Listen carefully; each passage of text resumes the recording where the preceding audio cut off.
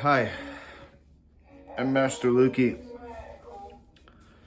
My medicine name is Red Owl, and that's the Native American tradition. This recipe that I've made is using native herb. If you don't know what I mean, send me a message. It's medicinal. Alright, and it's edible. These are homemade edibles. I call them dino pie.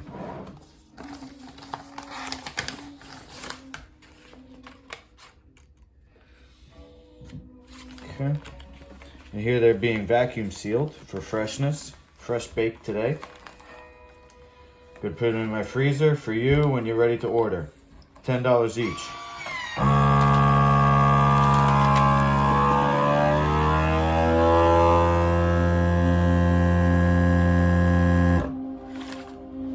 How's that? Each one can be broken up into 4 microdoses of medicine. So go to masterlukey.com or just send a message here